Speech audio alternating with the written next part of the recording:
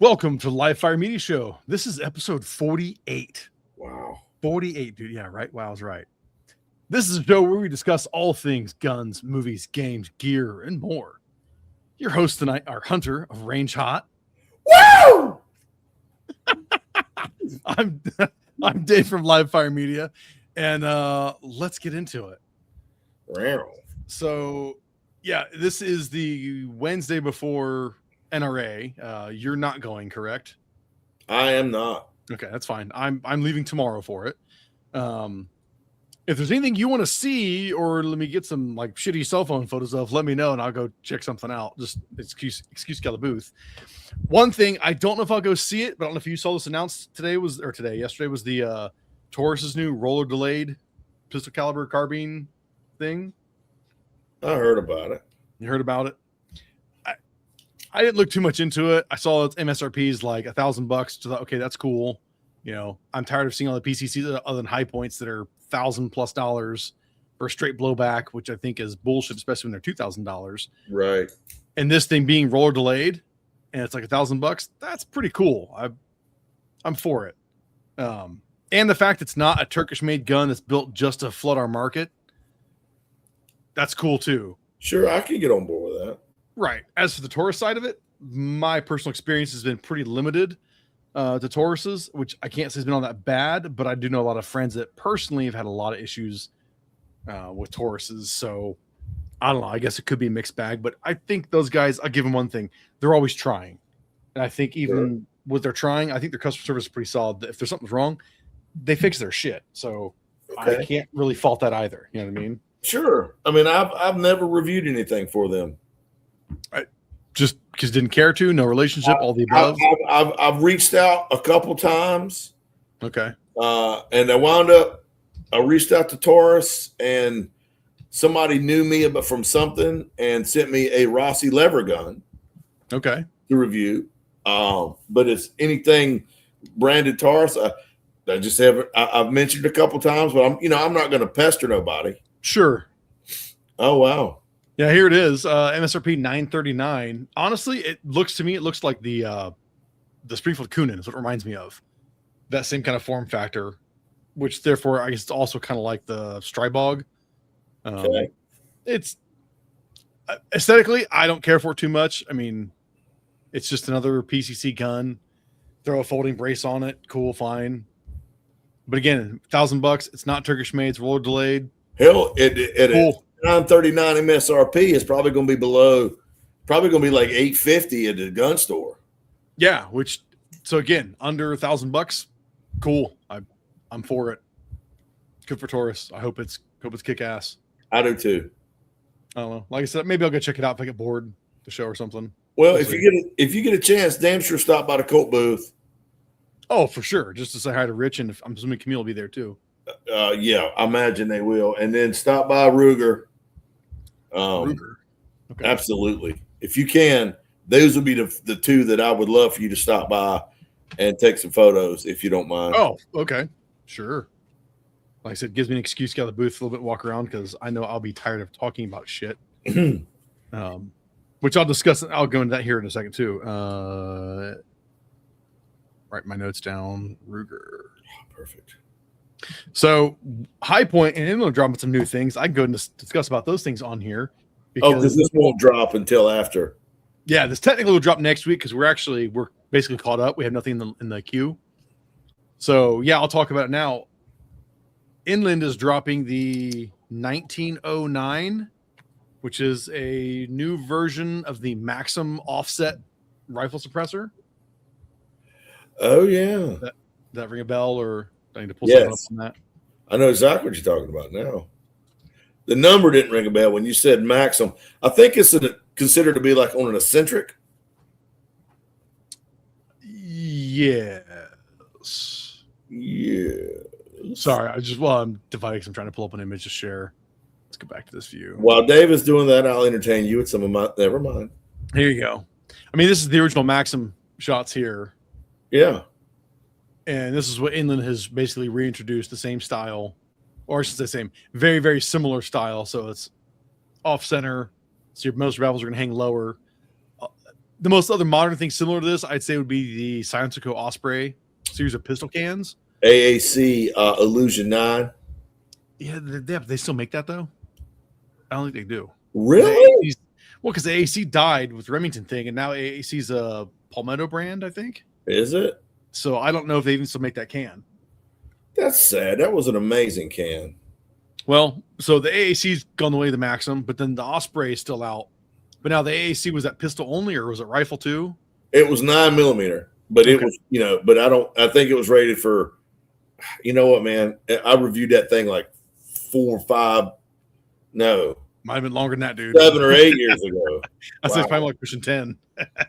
It might have been. It was right when it come out, but. Well, so what Inland is doing is the Maxim style, but actually in rifle calibers. I can't tell you exactly the rifle calibers because I don't know, but I'm pretty sure it's like 30 cal. I think he has a video of shooting 6.5 Creedmoor out of it, I believe. So Ron had called me and asked me for a photo of my FFL and SOT. He's like, probably to send you one of these. And he's like, I'm going to send you something. And I'm like, what is it? He goes, I'm not going to tell you. Jesus. I was like, well, he goes, it'll be for me, and it's something brand new. And he said, if you've got a lever gun in 357, he said it will be perfect for it. Nice. So maybe that's it. But I haven't done it just because I figured I was going to wait till the dust settled from shop before I inundated him with that. Yeah. I looked at his spec sheet ever so briefly because this whole week has been 3 days of chaos. Doesn't help the fact that I was off all last week for my spring break for my kids. But regardless of that, a lot of data dumped onto me this week. So I know some of the photos he had, the end of the can said 357 or said 30 cal / 9mm. But Okay. I'm pretty sure on the data sheet it said 30 cal as in like it's rifle rated, but it's rocking like a 9mm bore diameter. Which is 355. A 9mm bullet is 355. Correct. So whatever the diameter for a suppressor is, it's bigger than 355, and it's built well enough to handle rifle rounds. So could be a really cool can. We'll see. I have no idea when I get my chance to shoot one. I have no idea. That's cool. So Inland has that dropping Friday. Watch Instagram and Facebook, and there's some stuff that we'll be dropping with it. Then High Point is dropping some centerfire rifle suppressors. Get the fuck out. Yeah, one in Inconel, one in titanium. Flow through 30. No. Yeah. Oh, Dave, you can't say flow through. Why can't I? That's trademarked by Huxworks. Okay, well, this isn't the High Point show, and I'm not quoting shit, so I don't give her that. I didn't know that. That's interesting. Yeah, that's what I was told. We'll use some flow through technology. Yeah, see, I was told when I was reviewing a can, I used the term flow through. Right. And I was told by another silencer manufacturer, you can't use that term when marketing silencers because that is trademarked by Huxworks. Interesting. So the reduced back pressure is what I was told. Okay. So, well, that's good to know. But now here's the thing. I was told that by somebody else. So I'll inquire this week, and at worst case, I'll be a question I bump to our attorney, make him do work for, Right. Yo, is this really where we're at with this shit? See what he says from there.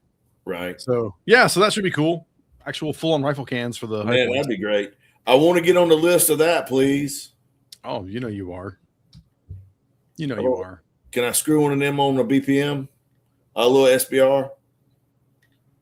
I don't see why you couldn't. Send me the one in Inconel. Okay.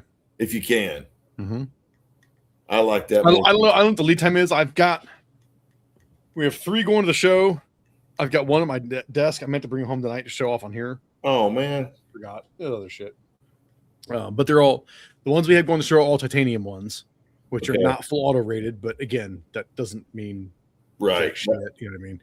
But the Inconel one obviously is full auto rated. So if you got full autos, you want to do magazine burn downs. Yeah. Okay. So, yeah. But I'll get you on the line for that. I don't know what the ETA is in these things. I'm just throwing my hat in the ring. Right. I mean, I think we just started shipping the Hush Point 45s, which I need to get you one of those.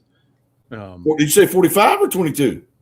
No, Hush Point 45 For a 45 caliber handgun or carbine. Yep.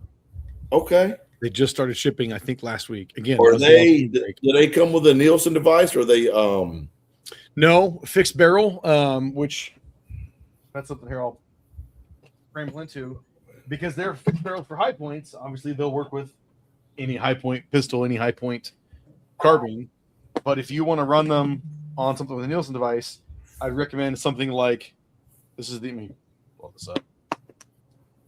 This is the Rugged. I think it's Rugged. Rugged's Universal. Draw this into focus here. Rugged's Universal hub compatible Nielsen device setup.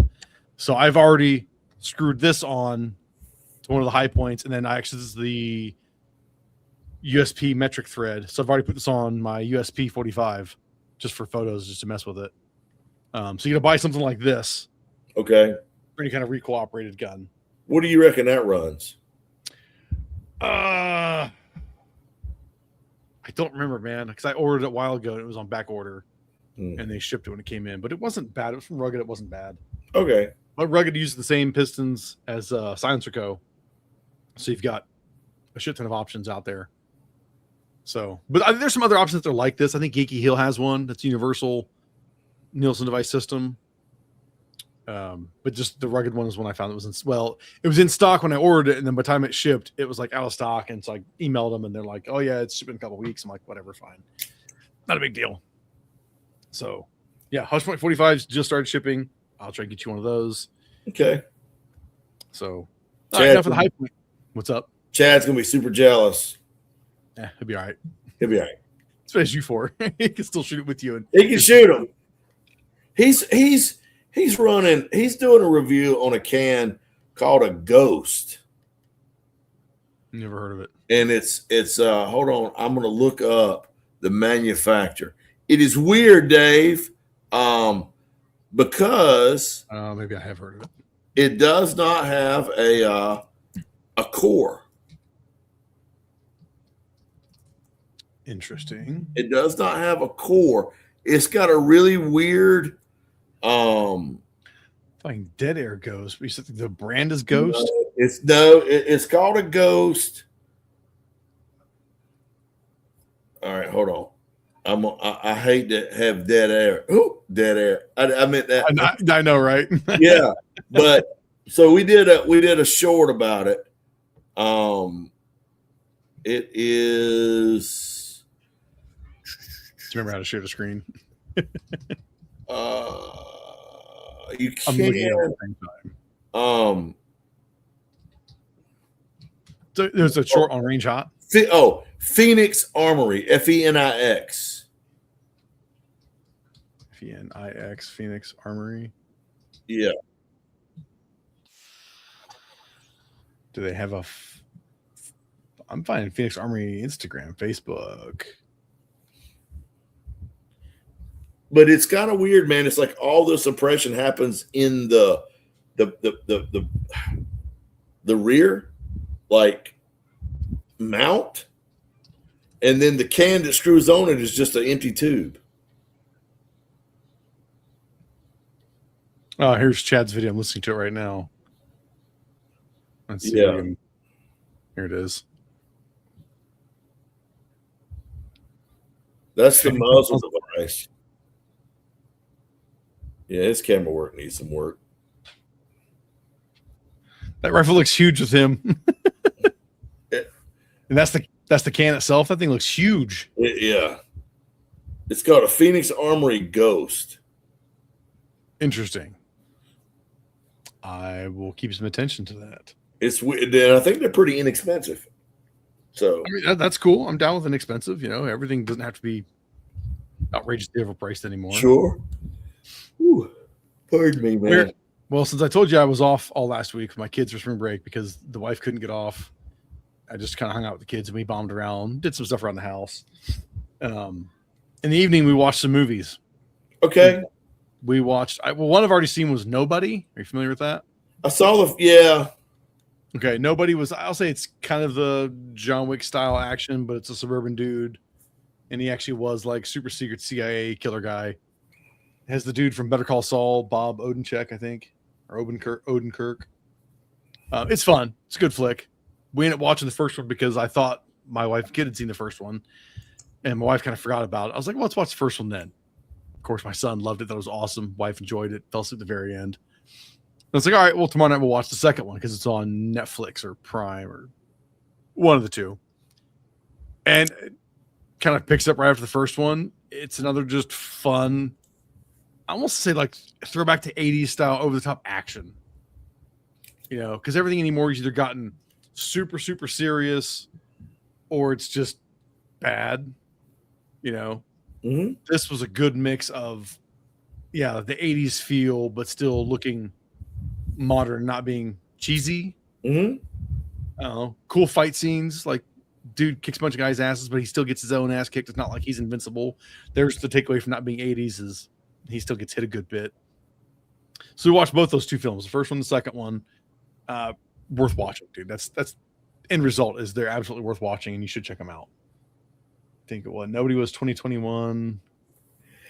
I think Candy and I watched the movie Nobody. Didn't he get on some fight on a bus or a train or something? Yes, on a bus. Okay. Yes. And that was him kind of coming back into the world of being the guy that he is. So he gets his ass beat a bit, but then in the end kicks their fucking asses. It was fun. Nobody 2, it's basically more the same with a small evolution of the story. Maybe not as good as the first one, but still worth watching. So that was those. I posted on Instagram that we watched the god awful Jurassic World Rebirth, I think, or I commented on your Facebook post. I said it took me a fifth of mezcal and 3 tries to get through this whole movie. Oh, it's so bad. Is it bad because you don't like women because it had a women lead?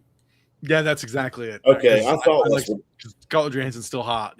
No, how about the fact that let's go do some dangerous shit, not take any guns because we don't want to harm these defenseless animals that'll fucking eat us. And it was 2.5 hours of stupid. It was awful. I concur. It's just wow. That I understand. Like Jurassic World was a decent reboot or reboot / sequel. But then everything after that's just been absolutely. What was the one with the hot redhead in it? No, that was the Jurassic World trilogy. Yeah, it had the old boy from Guardians of the Galaxy on it. They're in the first those 3, the Jurassic World trilogy. Okay. Yeah, I seen the first. First one's all right. I mean, it's fine, but then the second one's dumb, the third one's even dumber, and then the fourth one's garbage. I liked it because he was running an old school Marlin lever gun. I can appreciate that. In 4570. No, that's dope. And I've talked about that using big calibers on big terrifying things, whether dinosaurs or monsters. Right. So no, that shit was legit. That was all right. But you get to fucking Jurassic World 4 and they have neurotoxin guns and that's it. And that was only like for a scene and fucking stupid. Yeah. So yeah, don't bother with that shit. I think if you were going after now, I'm all about the 4570. Right. But if you're going after Tyrannosaurus Rex, I think I'd probably opt for something more like the 416 Rigby. Sure. But I mean, like 4570 for like velociraptors, anything that's this man size. Oh, yeah. You're not going to outrun a T-Rex. You can get away from it because it's a big, lumbering son bitch. Right. I don't know. What a trash ass movie. All right. Next one that definitely has always inspired my gun autism. Apparently, Escape from New York is being greenlit for a remake. A remake? It's not going to have Kurt Russell? A remake. Oh, yeah. It'll suck. Right? I mean, I remember it was probably 10, 15 years ago. They were talking about remaking it. And my same sentiment then was absolutely not. But they were looking at Gerard Butler from 300 and the whole Olympus Has Fallen, London Has Fallen. I was like, you know what? I could see him playing Snake Plissken. I'd be down with that. That could be really fucking cool. Well, apparently he backed out because he got tired of the backlash of people saying his accent and he couldn't be Snake Plissken. It's like, all right, whatever, fine. And it all failed and died. Fine. But now in this era of Hollywood of mostly shit movies and DEI woke crap, dude, Escape from New York it would be like just Marvel green screen trash. I feel like. Yeah. The only way I would accept Whiska's going to be a black lesbian woman, or maybe a trans. Yes, it won't be like any Kurt Russell looking dude. No, it'll be something else. And that was why I threw out an X to somebody. I was like, the only way you could really do this right is you get his son Wyatt Russell, get him to play Snake, and remake it. But at that point, if you're gonna get Wyatt Russell to play Kurt Russell's role, then just do a third one. Fuck it. Escape from whatever else. I don't care. You know, Escape from Chicago. Absolutely. I mean, the world's largest outdoor range. Pick something, but instead go on this like reboot. Man, how about reboot things that had a good premise, but ultimately the movies kind of sucked, like B movies that have good followings. Escape from New York's not a B movie. No. I mean, Escape from LA is approaching it. Which I still love it, but that's one of those films that I acknowledge is not a good movie, but by God, I still like it. I still like. Well, you know, I mean, stuff can be not cinema, right? Citizen Kane, but still be entertaining, right? Like Last Man Standing. Yeah, exactly. No, it's not a good movie. Yes, it's entertaining. Right. Explain that to me how it makes sense. I don't know, but it makes sense. Right, that's a good way to put it. No, it makes complete sense. There are a shit ton of movies that I absolutely love for any and all reasons, but acknowledge they're not good films. Like Predator. They're just not. Excuse me? Like Predator. You know, decent premise, really poor, you know,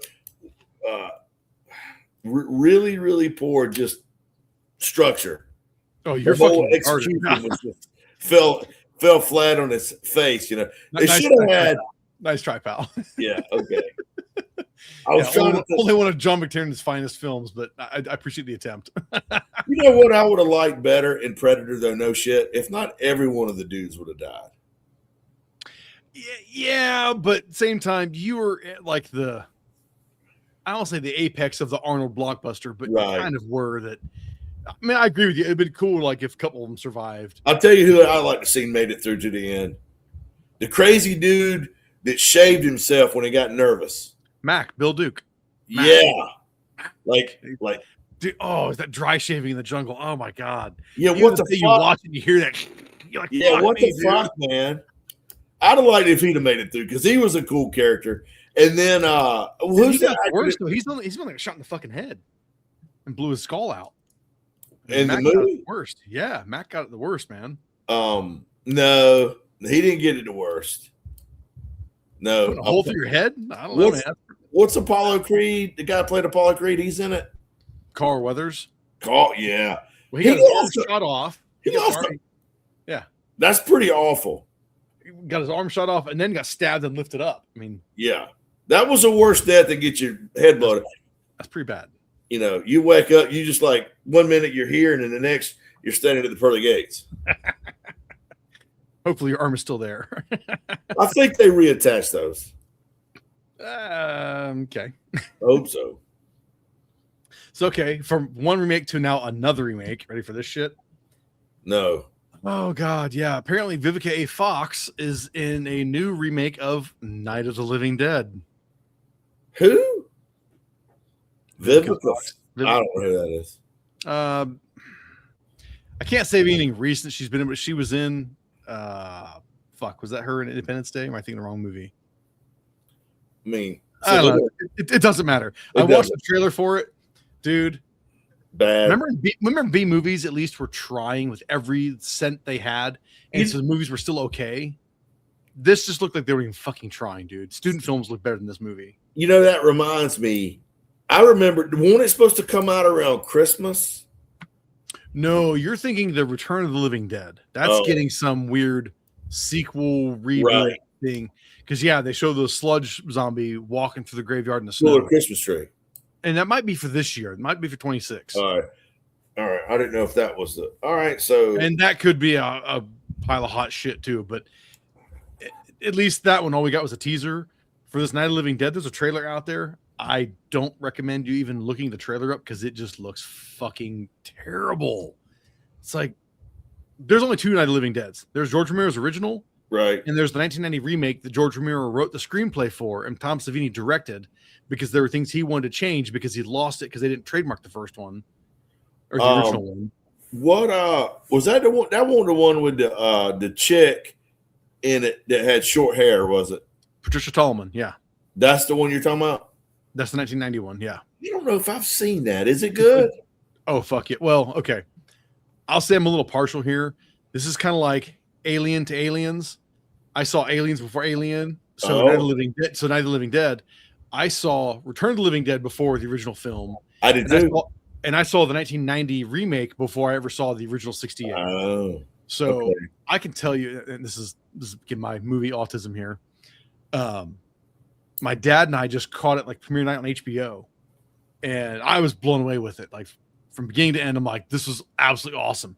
My dad was like, yeah, it's all right. It's not the original. And I'm like, oh God, you and your old black and white shit. I'm like, no way, man. You know, yeah, it isn't that much better. Okay, as you get older and you realize, okay, I can understand movies that don't look of the same quality, like Night of the Living Dead. Now, the original Night of the Living Dead holds up really, really, really well. There are certainly a few very dated elements by the way their dialogue and some of their attire. But the couple differences in story from the original to the 1990 were things that Romero wanted to change. Big one was Barbara, because in the first one, she just is catatonic the whole time. You know, she can't do anything. And he realized that was a horrible move then, but he was too afraid to make it different. So in 1990, he kind of course corrected his own way. So Barbara wasn't just a catatonic, dipshit. She actually became a fighter and a survivor. But the difference is the character Ben, whereas in the original film, he's the only one that survives. Well, survives until the sheriff and the people coming up clearing the zombies of the farm fields, they see the movement in the window and they shoot him and he gets shot, and drops dead. And it was like, oh, what a cold fucking ending. Whereas in 1990, here I'll spoil it, Barbara escapes and makes it out. She meets up with the same sheriff and a posse and get back to the farmhouse, and she's hoping to find Ben still alive. They open the door, he died. He'd become a zombie. Oh shit! And it's like, oh, so I mean, it has its own tragic tale to it. You're like, oh shit. But then the guy that they fought with had the little girl. The guy crawled up in the attic and survives, and he comes down. He's like, oh, he's all pale as shit because he's half bleeding out. He's like, oh, you came back. You came back for us. And the chick just goes, wow, blows his brains out, kills him. So you're like, oh shit. So it's still got a pretty dark and fucked up macabre ending. So I think they're, in the end, film-wise, they're both pretty equal in my opinion. Okay. But now the think that, yeah, we're gonna have this new 2025 bullshit half-ass remake that student films look better than this bullshit is just fucked up. It's like, leave it alone. You're not gonna do what? Come up with something new. Oh, seriously, like it's. I'm really losing more and more faith that they can't. Yeah, well, they can't, in keeping with the Hollywood guidelines. Right. Now, here's a different one for you. This one, you're probably gonna be like, whatever, just because of the age difference of you and I. But Masters of the Universe, He-Man, is getting. I hope it's good. Have you seen the trailer? No, dude, watch it. So, I shit you not. When I grew up, we played with like the G.I. Joe, and back then it was G.I. Joe, Transformers, He-Man, and a couple more. And of those, my most favorite was He-Man. See, I'm pretty sure I had He-Man before G.I. Joe, but honestly, when I really think about it memory-wise, I always had them both. Like, they're both there. I've always had G.I. Joes and He-Man. I had them both, but I think we played with the He-Man more because the setting was more fantastical. Sure. And like it, and that's I love the fact that it was swords and sorcery, but also lasers and vehicles and missiles. Right. It was super cool. Dave's dog's barking. So while Dave is not allowed to talk, who here would like to really make some money in a hurry completely legal. I'm going to set up a chat. I will text you the it's kind of a it's like an angular like four. Is this where I mute you? Think about 4 triangles laid over each one, touching each other one at the point. What would you like a pyramid? Oh my god! And I don't know if you heard of it. Amway. Amway is big. I'm what you call a purple diamond. Oh my god! Amway. Stop it! 6 million a week is what I turned out last week. So shit. Pesos. It was pesos, but I mean, there you go. There's the reality. Yeah. All right. So I was not expecting you to say the He-Man. That's cool as shit. Yeah, loved He-Man growing up, man. I had Trap Jaw. Yep. And I don't know, man. I liked the fantastical of it. Yeah. And it was some Conan the Barbarian. Very much so. Mixed in with what I'm talking about is and I know you're on board to understand the original comics. Do you remember when you got a He-Man, action figure? It had a little comic book in it. Okay, now like very, very little shards that are kind of coming back. Oh, the comics were like, I mean, they weren't pulp, but they were pulp adjacent, bro. Right. Like they were brutal. And so that's, I like the fact that it was like Conan meets the apocalypse, Conan meets Snake Plissken kind of as far as the environment. So I like the fact that, you might have one dude with an axe and the next guy with a laser gun. Right. No, it was cool. Somehow it worked. As corny as it was, it worked. But the damn cartoon that Filmation did was awful. But it was just to sell toys. But it was not.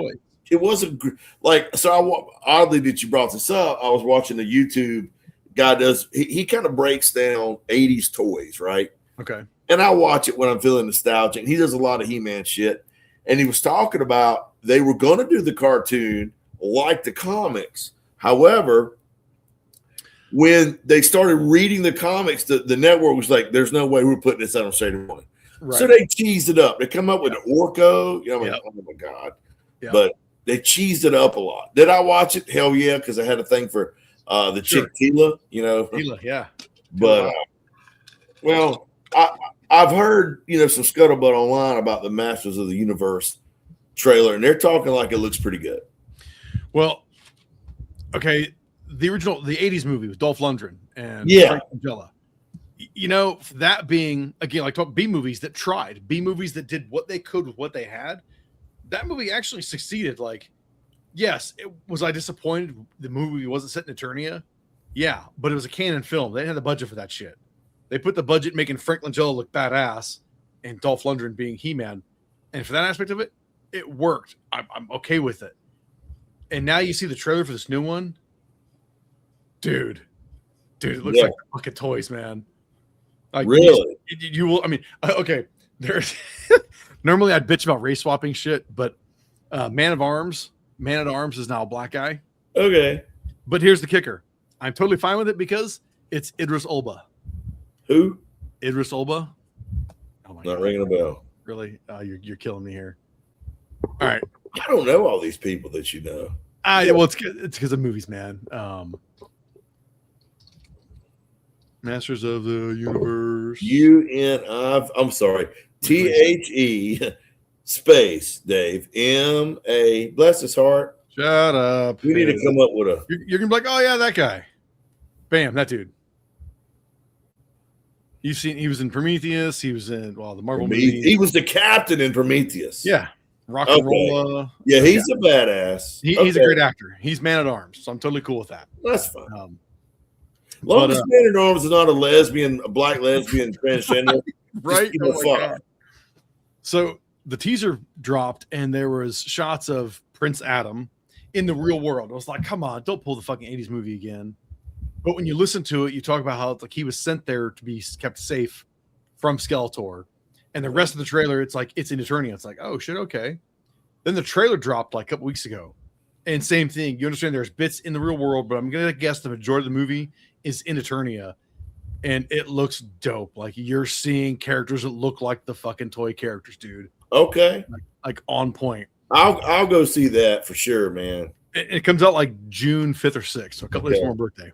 I'll go check because I love the He-Man, and that shit's coming back. There's a website called Big Bad Toy Store. The toys have been back out for a while. Yeah, I didn't know the Big Bad Toy Store. You know what I'm talking about? No. So I don't want to screw this up. Not that it matters. I think that's where you get a lot of these like not reproduction, but the new one. Yeah. They did a Sergeant Rock that was badass. I wonder if that's almost kind of like Hot Toys, because you have Hot Toys does these insanely detailed toys, but they're like mucho dinero. Yeah. Probably something similar to Hot Toys, I'm guessing. Could be. Well, man, the He-Man movie though. Definitely watched the trailer. I was hooked. It was like, this looks badass. Now the negative side though, oh my God, man. What happened to actors just promoting their fucking movie and say, this is going to be awesome. You're going to have a great time. There's stuff for old fans, stuff for new fans. Come see our movie. Instead, you get the actors and the director going, well, I really want to explore how toxic masculinity is so bad, but you have to have masculinity. And now the actress that plays Tila, she's saying, well, Tila's character is fighting against toxic masculinity. Shut the fuck up. Do you not know what fucking movie you're making? It's called He-Man and the Masters of the Universe. Right. It's about big jacked Arnold motherfuckers fighting and killing each other. Yeah. Yeah. It's as masculine as you fucking get. Right. Don't be so fucking stupid. Man, so, yeah, it honestly, though, I think it looks fucking cool. Like, honestly, graphically, it doesn't look any different than most of the Marvel movies, which is probably good enough. But the nostalgia of recognizing the characters, it's like, oh, that's fucking cool. Skeletor doesn't sound like a whiny bitch. Yeah, until next time or something. And there are people bitching about that. I can't believe Skeletor didn't sound like the cartoon. I'm like, but he wasn't scary. Like Skeletor's supposed to be fucking, but he's supposed to be fucking scary. He is the ultimate bad guy, bro. And now he's fucking evil looking and sounds badass. In the comics, Skeletor was ruthless. Yeah. I mean, I remember like reading about him when I got one of the figures, and I'm like, this guy is like, maybe I do remember reading the comics because I remember Skeletor supposed to be a badass. Like he was a buffoon. And he was a sorcerer. Yeah. Remember, he was like a wizard, warlock, and he had all this magic. Plus, he was like just brilliantly evil. Yeah. Darth Vader level controlled evil. Yes. Yeah. And that was cool. And the cartoons, he's a bumbling idiot. He's a clown. Yep. That was like every main villain though of most 80s cartoons. Like Cobra Commander was a dipshit. Yeah. You're in like, the comics, I watched that. I'm like, how does this Cobra Commander keep this organization together? He's a fucking moron. Right. So, yeah. I don't know, man. The juxtaposition of good and evil, it's a whole lot more subtle now than then. So perhaps it was to show kids that, look, if you're bad, not only do you lose, but you're going to be a dipshit. Maybe, man. Maybe that's what it was. More things that we've lost that we need to return to. Right. All right, here you go. So that's a I don't know if you call that a remake because the original 80s film was just an attempt. But here's another remake / sequel thing. Do you know who the writer-director Ryan Coogler is? He did the Sinners movie. I don't know if you watched that one. He's it's had Michael B. Jordan played twins, the vampires in the 30s. Vampires was kind of okay, you're killing me. I'd say Black Panther, but you're gonna be like, nope. The Creed movies, the Apollo Creed's son. Okay. I love Rocky. Okay, well the dude can direct. He's a solid director. Okay. And honestly, I'll say he's a pretty solid writer. But apparently he's helming a X-Files reboot, maybe sequel, something. What about Mulder and Scully? Well, that's where it gets muddy because initially they're saying it was going to be a reboot, but yet now they're talking about trying to get the two of them back. Good night, little girl. Oh. Now they're trying to talk about Eva. You're killing me, girl. She's her damn daddy's girl. I guarantee it. Well, she's been told even by her mom that like you can come on and say hi before we're recording. After that, bug her off. Oh, because we don't want to, perchance, not lose our status or our chances at best podcast in the universe.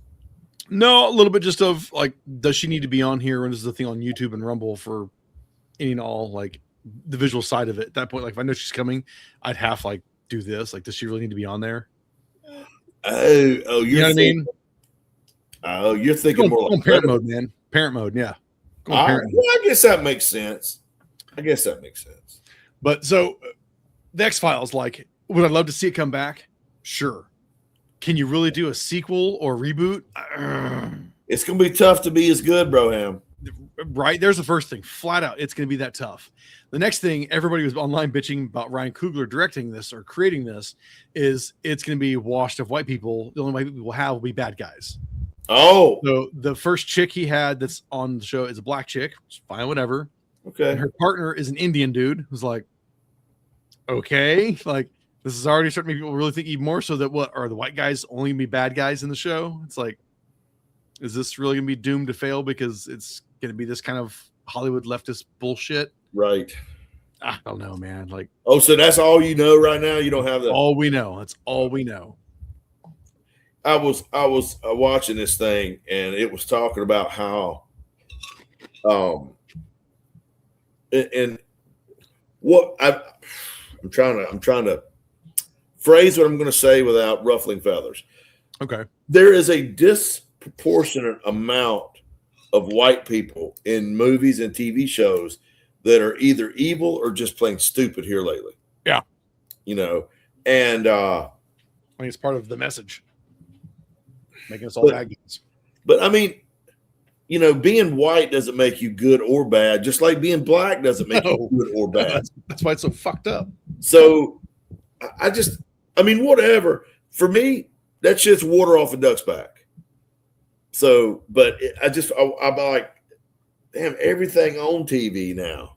Yeah. You know, is just, and it's some black dude that, or black woman. It's like some computer genius, martial art expert, firearm instructor, you know. And I was like, for example, like when you watch James Bond, Roger Moore, you're using your suspension of disbelief, right? Whereas these are like, no, take her seriously because she can do all this and more as on an expert level. And I'm like, and that I feel like that takes away from the soul of a series or what have you. Like, and I'm going to make an example. I'm sorry, I don't mean to talk your ears off, but no, you're good. You're good. I remember when I watched Star Wars 1, 2, and 3, the real 1, 2, and 3, not the bullshit. And I remember, you know, seeing Luke Skywalker, and he was an idiot, but right. He trained, but which is fine. But in the progress of 3 movies that span, you know, years, yep, he becomes someone who understands what the Force is, and then he is getting close to mastering it. Yep. 3 whole fucking movies of his struggle. And that's what made, like, every time he would get a little better, you're like, oh yeah, Luke learned a fucking new trick, or you know what I mean? Yes. So now everything is like every character is like a Steven Seagal. They're ultimately already a badass. At least, right. You know what? These Steven Seagal movies, at least he already had the background. He was established. Right. Now it's like chick walks in at 22 years old and she's the ultimate kung fu, like you said, digital mastery of everything. Like, is there a hero's journey here? Is there any growth to this character whatsoever?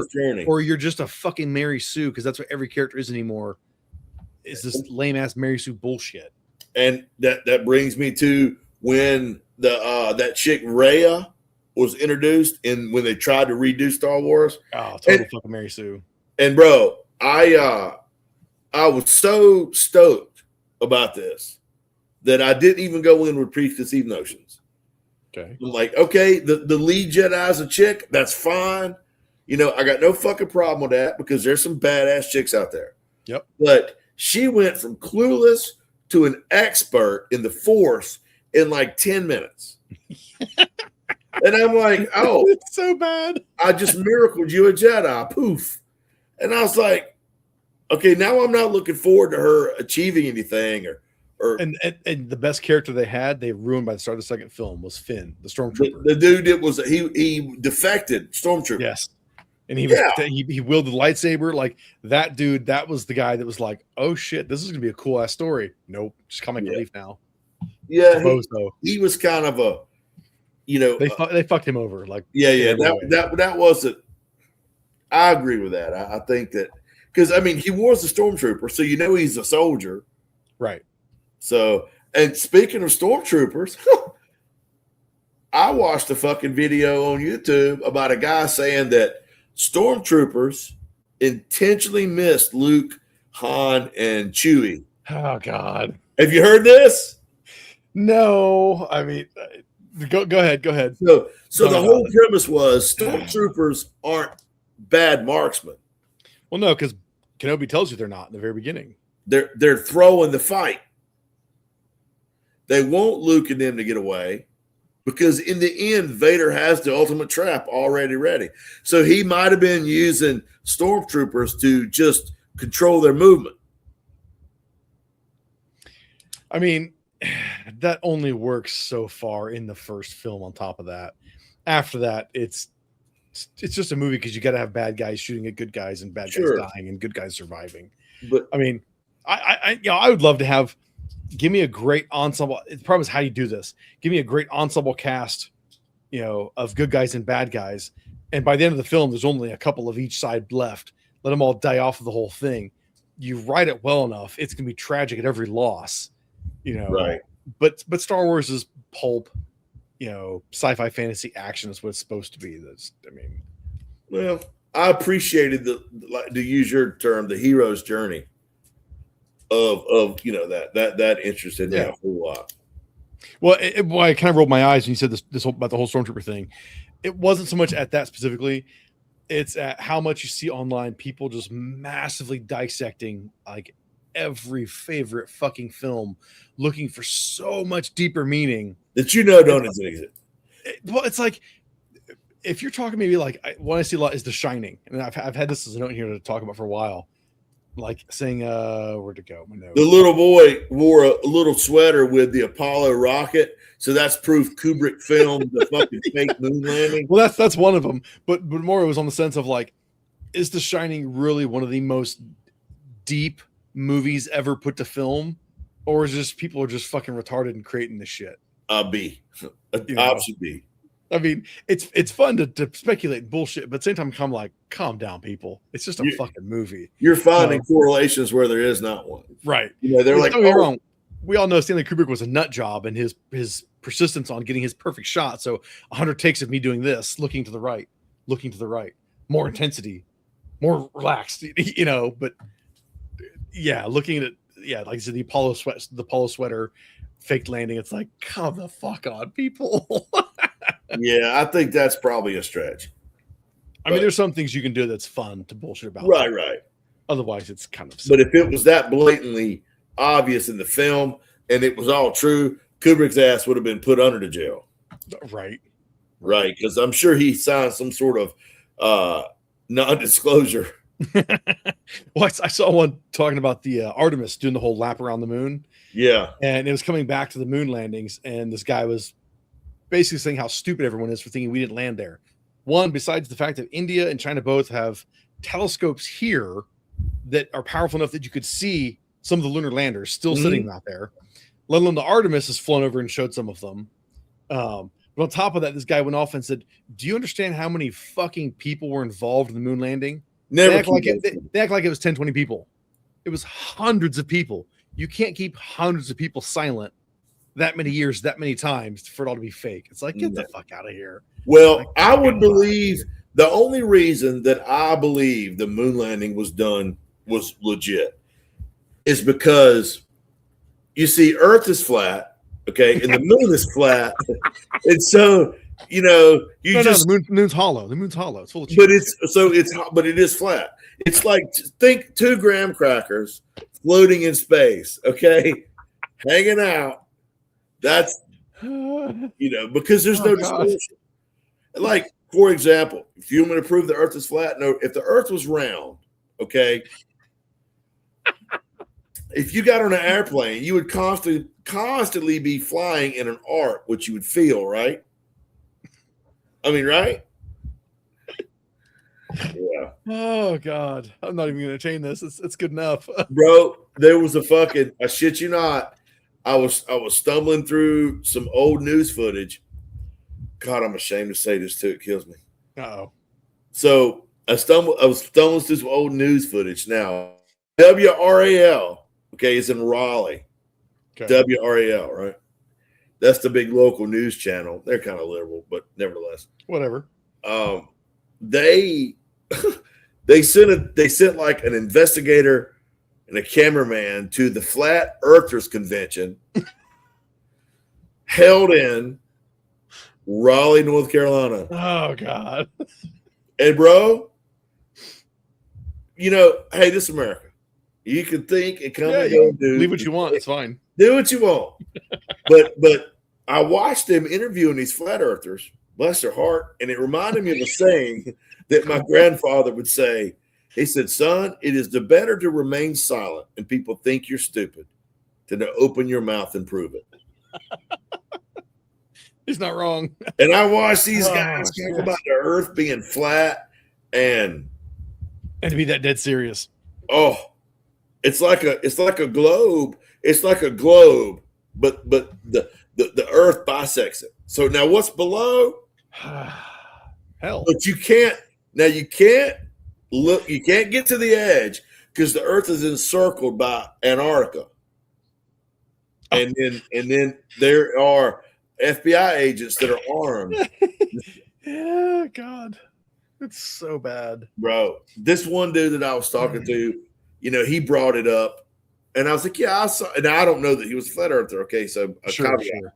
But he brought it up, he goes out, and because he'd seen it, he goes, they're talking about some, 100-foot wall at the edge of the earth going all, and that's what Antarctica is. We'll just scale it. I said, well, let me ask you this: 100-foot wall, huh? Yeah. I said, we got fucking telescopes that'll see the moon. Turn that summit and point it straight. If the earth is flat, you'll see the fucking wall, won't you, in the telescope?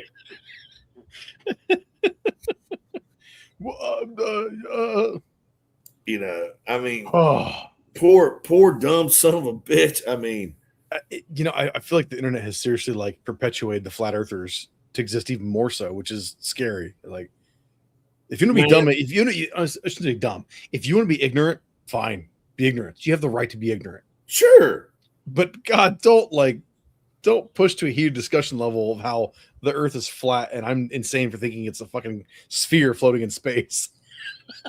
I mean, I was watching some astronauts, and they were in a they were in orbit, I think, around the moon. No, because we'd never gone around the moon. I don't know. They were in orbit, or they were on their way to the moon, or something. I don't know. You're talking back in the day. Yeah. This was way back. This was around the space shuttle. So he brought a bag of sand, like a Ziploc bag of like grains of sand, to show what tiny objects would do in no gravity. So he dumps the bag out, and it's just sand everywhere. And then you just watch it, and you can see the sand begin to clump itself together in little balls. Spheres, yeah. Like, so. But I'm sure physics is different for planets than it is, any other fucking material in the universe. Well, if you watch The Expanse or read The Expanse, physics can change at will, when you have an alien force, conducting it. But I had an alien. Of course, do flat earthers believe in aliens, though? I don't know. Maybe we shouldn't go. I don't know. I mean, now here's the question. Here's the question that begs to be asked: do aliens believe in flat earthers? Okay. What was it? that comedian said when aliens go by the Earth, they're like, roll them up, and they roll their windows up. I don't know, but I've heard that bit before. Though, Roll them up. This guy's too fucking stupid. Keep going. Keep going. Yeah. Let's don't stop here. Oh, that's awesome. Beautiful. Well, before we started recording, you were holding up and showing me a revolver you had. So, which I thought was just one of your Colts. This is a new Colt. I got this in the mail a couple of days ago. It is their Night Cobra. It's essentially, like an old school detective special. I was thinking detective special is maybe like a new production detective special. Right. Except it's got a the finish is flat. It is. It's a matte. Okay. And it's it's like blued steel. When you run your finger across it, it'll kind of grip you. This is really slick, and it's got a beautiful, nice little brass bead there on the front sight. And what I like about it most is it's chambered only in 38. Oh, not 37. Nope, but it's 6. Okay, I'm not a big revolver guy at any level. Mm-hmm. So something like that being 38 only dimensionally, it means a little bit smaller in cylinder being 38 versus 357? It is a little smaller, but I don't know that difference is enough to really even mean anything. Okay. Truthfully. Okay. But for me, this is you're in hog heaven, I can tell. Bro. I mean, because I love little snubbies. Yeah. For me, this is one of the better options for someone that is serious about not overcomplicating their concealed carry. I could do damn TV commercials. I mean, that was really well done, not rehearsed or nothing. Now, good call. But I mean, hear me out, Dave. Hear me out real quick. Go for it, man. Go for it. Now, we have hashed and rehashed enough that we don't need to get all into, magazine capacity, because capacity is great. Yeah. You and I have a little bit different mindset on how many bullets to carry. Sure. Which is fine too. If somebody wants to carry their Glock 17 with 12 spare magazines, go for it. Fucking have at it. I hear you. I don't give a shit. That's great. Am I going to do it? Fuck no, because it's going to be dragging my britches down. Stronger belt, buddy. Come on. I don't know. I know. But here's the thing, man. I still, and when I talked with Cole, I talked with my girl up there, and we were talking about doing one of their revolvers, and I said, look, it's been reviewed to death. One more gun review, is that really going to matter? Sure, I'll do it. I don't think that's the best way to approach this. So what I did is I called my buddy, Rhett, up at Double Tap Ammunition. Yep. And I said, look, I got the Colt Night Cobra, 38 special. It is plus P rated. And I said, I want to do let's show the snubby revolver is still a viable tool for defense. Sure it is. Well, some people tell you no. No. Well, that's you're not trying to sell me. I'm just agreeing with you, saying your idea of is it still viable, and I was agree with you. Sure, it is, because 380 still is too. Yeah, there it is. So they're going to send me a box of each of their defensive ammunition for 38 special. Okay. And this is going to be out of a snubby, out of this revolver, as a matter of fact. But what we're going to do is we're going to shoot, I'm going to chronograph it, and I'm going to shoot gel. And, just to try to experiment and learn for myself, when somebody goes, well, the 38 was good back in the day, but now not so much. Like, are you fucking kidding me? The amount of the bullet technology, the powder technology, Jesus. Right. Okay, sure. It's okay. So, and I went with Double Tap because they're one of my favorite ammunition manufacturers. Sure. But I know that they run the ragged edge of Sammy. They're squeezing every ounce of performance out of their defense ammo. Yeah, it's hot shit. But it's still safe. but yeah, it's and you know he's using some nice powder that it's not generating heavy recoil because you know my mom carries 38 350. She carries a Python, but I think she's got double tap in hers because I probably gave her a box. But you know, I think I just want to go on a little bit of a journey to the snub nose revolver in 38 as a personal carry gun. Yeah, no, I think that's a cool idea. You should. It's cooler than just another review. Right. No, I like the angle. I mean, that's kind of like how many of the times is it, you know, we are and or should be fighting some of the stupid paid Instagram marketing bullshit of, yeah, if you're not carrying a fucking 2011 with 21 rounds of 9mm of this, you're not carrying anything worth a shit. Like, fucking really, dude? Really? Like, come on, man. Carry what you want to carry. Carry what you're comfortable with. More importantly, carry what you're efficient with. Right. We were. I was going somewhere with Chad. This is the other day. It was the day this revolver came in. Okay. I got home. My mom had hung out for FedEx. She had signed for it. And then I got home, unlocked the door, package is laying here on the couch. I open it, pull the gun out of the box. I go outside. I shoot it a couple times. It works. So then I load some 148 grain wad cutters in it, grab my speed strip, stuck it in my pocket, and on down the road we go. So Chad and I are going somewhere. And I've by now I've unloaded it and I'm fucking with it. I'm like, ooh, and on. I'm like, ooh, it's all kind of matty. And it looks like something Humphrey Bogart would have carried. And Chad's, you know, you can tell he's like, this is stupid. You know. And so I'm like, you don't like this? He's like, I mean, it's a revolver. I don't see the appeal. You've got limited capacity, slow reloads. We know that. And I said, but it doesn't weigh a lot. Right. It fits in my pocket. Right. So I can go up to the corner store and I'm not putting on my fucking war belt. Right. You know, unfurling my damn dump pouch. Right. I mean, I get you. You know, a 6-shot revolver in my pocket and 1 6-shot speed strip. You know, I'm not law enforcement. I'm not military. So I feel fine with that. So we're going back and forth. And he's like, well, you know, I just prefer an autoloader over revolver, even though, you know, we talk about how easy it is to carry. So I look at him. I'm like, well, what are you carrying today, Chad? He goes, oh. I was going to ask you that. What's he carrying? Yeah. He's like, well, you know, it's a hot day. And so I left my gun in the safe. Wah, wah, wah. And I said, oh, I was like, well, you know, my 38 here in my pocket, not near as effective as your fucking 9mm sitting on the gun safe. I mean, how many rounds you got in that magazine? 15? I ain't got but 6 rounds. Where's yours at? Home? Oh, you're fucking doomed. Yeah. No, so he goes, well, something happens, I'll hide behind you. I said, something happens, I'm going to shoot you in the knee and haul ass.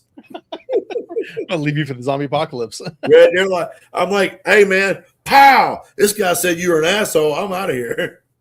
Well, and that's the thing, too. Like, don't get too caught up on concealed carry shit of, like, you know, you have to have this X style dedicated setup. Fuck, man, I do have a slim Walther PPS in 40 cal. Don't judge me. It's all they had. It was on sale. I won the 9. I bet that's a handful. It's actually not bad. That Walther, the recoil spring in it, it's pretty manageable. It's pretty accurate too. But it's only like 6 shots. You know, but that would be like if I'm going out in shorts and just a t-shirt and I will throw it a quick, you know, waistband, you know, holster. That is the light summer carry thing for me. Otherwise, I will carry still my VP9 or my Echelon, a full-size gun, because I'm fine with that. But yeah, depending on circumstance, what I'm going, where I'm doing, if it's too fucking hot out, I'm going to grab that Walther. You know, I cut trees today, and it was hot as fish grease in North Carolina. That's so, hot. You know, I just had that little bastard stuffed in my pocket. Mm-hmm. And, you know, I mean, I'm a 1911 guy. We've talked about this ad nauseum. When I can feasibly do it, I like to carry my Dan Wesson Specialist. Right. But generally, you need more than just a T-shirt to reliably conceal that. So, but also, like, you sit down in the truck, you stop by and eat lunch, you sit in the booth, it's always digging into you. Where this, you know, it kind of just disappears in a pocket. Right. Still got 12 rounds.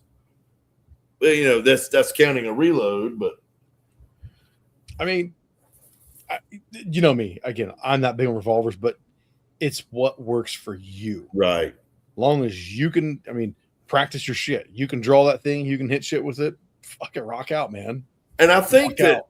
I was talking to a buddy of mine who was he did some handgun instruction in the Marines way back Vietnam time, and you know he is a 1911 guy as much or more than I am, but he carries a Smith and 38. You know, and we were talking about it, and he said the reason a lot of people don't carry revolvers anymore because they don't know how to fight with them. That's very true, I'd say. He's like, you know, and then he starts demoing. So he shows me this, and I'm going to show you because you're not going to believe it. Okay, everybody out there in TV land, clear gun. All right, so he was showing me how he holds a revolver. So he grabs it here. You know, here we are, just right regular. Right. Now, you know, the big no-no are when you're shooting an autoloader, you know, you don't ever wrap your thumbs. Right. You But keep revolvers, your- right. So he was showing me when he shoots, he's got his thumb right Yeah. here. I've done that with Chiappa rhinos and shit. And I'm like, that looks retarded. Why are you doing that? He's like, watch this. He goes, I can go to single action without breaking my grip. He's like, Right. look, you know, something's Yeah, bad. you're not doing this shit. You just You know, I'm watching. Oh shit! Well, I got to. And then, you know, and you compare that, you know, versus that. And I was like, no, oh, you're not wrong. Yeah, because it is different, and I think that's the thing too. Is there's not FUD guys, but we'll say younger, newer age dudes that they're into revolvers for it being the big, crazy, beefy thing. The 44 Magnums, the 500, Magnums. That's what they're into it for. So it's just either it's a fun range toy thing, or maybe it's a hunting thing. It's not a concealed carry fighting piece. So yeah, I'd say you're absolutely right. People they don't know how to fight with it. I would feel odd with it. And you know, now I understand. You know, once autoloaders become reliable to the point to where they were a lot of these police officers and military. Now, you know, we're talking way back. Yeah. Made the transition to autoloaders. If law enforcement today, military, it would be ridiculous for them to carry a revolver.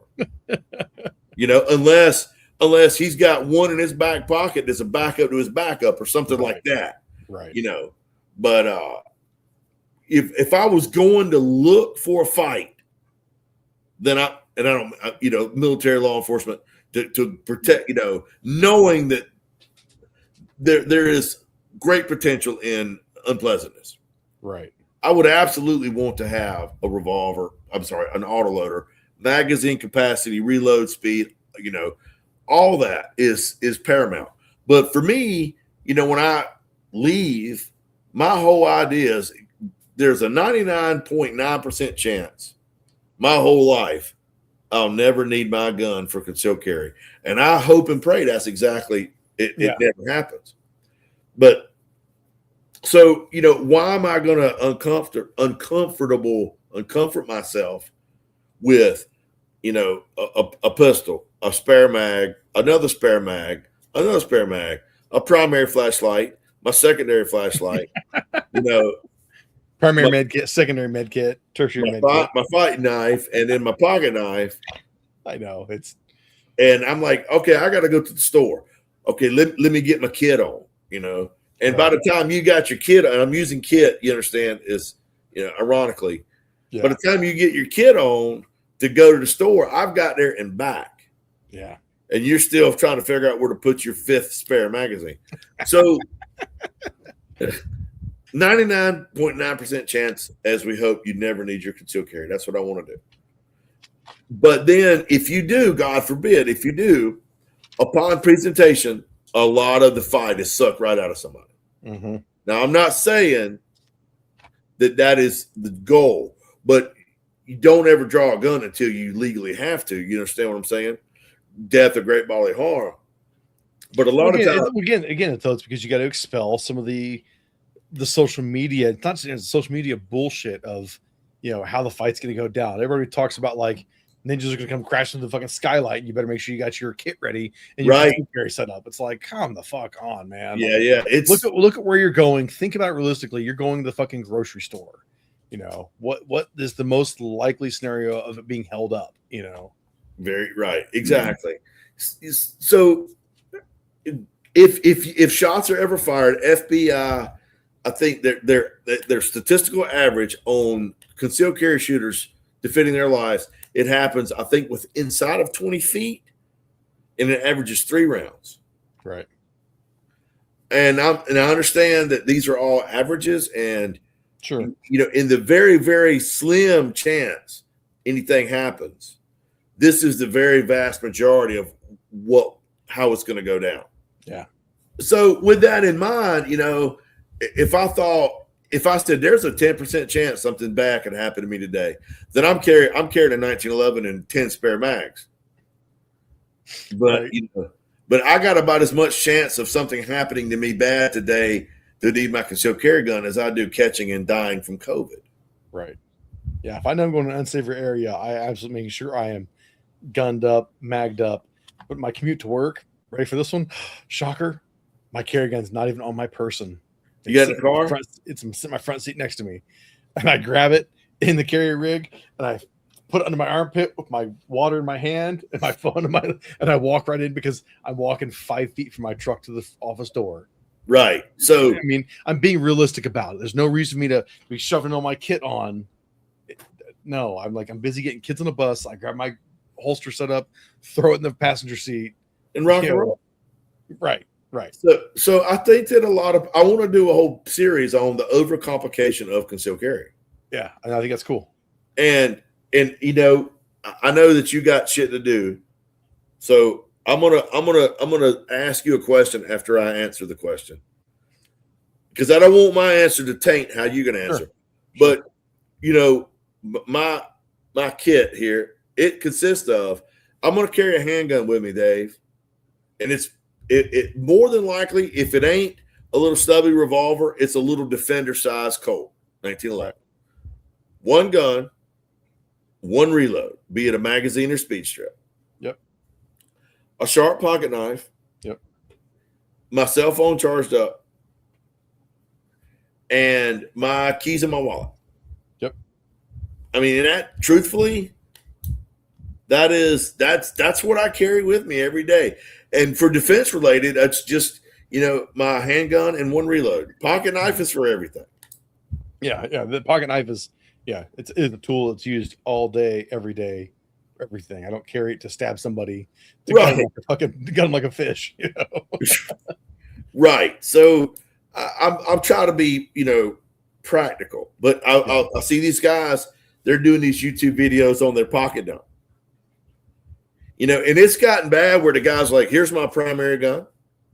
Here's my secondary gun, my primary reload, my secondary reload, my flashlight, my backup flashlight, and I'm like, there's no fucking way you're toting all that shit in 2 pockets, fella. Yeah. Well, he's got an ankle gun, ankle med kit, No, I never wear shorts because I have to have my ankle gun and my ankle med kit. Now, here's the thing. Man. Cool, bro. Cool. Here's my caveat. If that's what you want to do, that's fine. Yeah, it goes back to the whole you do you, man. You do you. But would I do that? No. Well, I mean, I've known people that have I don't want to say stigmata, but they go out to eat and they have to sit with their back to the wall and the farthest back booth so they can see the entire restaurant. I'm like, no, I'm not that worried about it. Granted, depending on where they seat us, my wife knows she will look around. And she'll point if I want to sit there, and I'll be like, yeah, let me sit there, and I'll swap my back to less people, But I'm not concerned with making sure I have the viewpoint of every single motherfucker in the place because that's just retarded. I'm just there for lunch, and so is every other motherfucker in there. More than likely. Yeah, I mean, so there's a practicality. Yes. To being. How am I trying to say this, Dave? To being defensible and having awareness of your surroundings, but also not living your life in fear. No, like you said, that's just it. It's being realistic and practical. I'm going to believe. You know, the other day I went to one of my favorite barbecue places, and I wanted barbecue. City Barbecue? No, it was Clyde Cooper's. I'm fucking with you. I know you are. but we got there and they were busy. And so the girl's like, look, it's going to be, we're on lunch going from one job to the next. Right. And she's like, it might be, 20, 30 minutes where we got a table, or you can sit here at the bar. And, I didn't go, well, tactically speaking, sitting at the bar is going to put me at I'm putting my back to everyone in here. Of these 8 individuals over here shoving barbecue in their face. Right. So Chad was like, are you cool with the bar? I'm like, yeah. Are you? He goes, yeah. So, we sat down, had lunch, and got up by the time the next idiot was out there hanging out wanting to leave. So right. Pay attention to surroundings. But that's all it really is. Pay attention to your shit. Right. If you walk in somewhere and there's a dude putting a fucking ski mask on, that might be a clue to have lunch somewhere else. Well, and how many gun guys, like I know I'm guilty of this. I'll walk into a restaurant, bar, joint, whatever, and I'll absolutely still scan around and go, oh, he's carrying. Oh, sure. Cool. But he's printing, obviously, and maybe he doesn't even know it, and so is he. So I'm always making sure I'm looking down. Oh, I'm not printing. Am I? Nope. Okay, cool. But cool. Those guys are armed. All right, cool. Yeah, you kind of look around for the bulge. Whoa.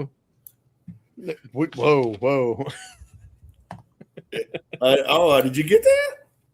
I was hoping you were like, hell yeah. I'm like, I fucking knew it.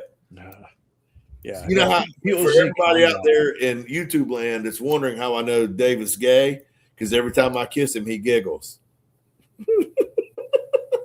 God damn it. You're so fucked up. Me. You wasn't giggling all the time. I don't know what you're talking about. Yeah. Plausible deniability. Damn straight. They were Tic Tacs, man. Nobody gets roofies out of a Tic Tac bottle. Look what I'm having. I don't even know what the fuck you're on about now. I'm just poking fun at you. Oh my god! If you get used to that by now, I don't know. I ain't nothing else I can do for you. No, I'm totally used to it, dude. Well, kick ass, man. Well, let's wrap this shit up because I got to pack up for NRA, and it's gonna be a long weekend. It should be moderately fun. Well, I hate I'm gonna miss it, but I'm really trying to get my shit together to do the gun con and the can con thing. Cool. So at some point, you just got to pick and choose what you can do. Absolutely, man. Absolutely. I totally get it too. Like everybody acts like it's an easy thing to go to this shit. It's not. It's fucking expensive. Expensive for all of us. Expensive for manufacturers. Expensive for writers. Shit's expensive. It is expensive. So you kind of got to pick and choose what you can stand. Damn straight. But awesome, brother. All right, man. Well, where can everybody find you at, buddy? Check me out at rangehot.com and YouTube channel of the same name. Hell yeah. Dave, where they go find you at, Shug? Livefiremedia.com. Same thing. All the links are there. You can find the socials and track me down and follow my random dumb shit. Random dumb shit. I think this is the pinnacle of random dumb shit. Oh, absolutely. Well, absolutely. At least we're good at something. Damn straight, man. All right, brother. Everybody, we hope you enjoyed this one. If not, try again next time, and peace out. All right, we'll see you, brother. Y'all be safe.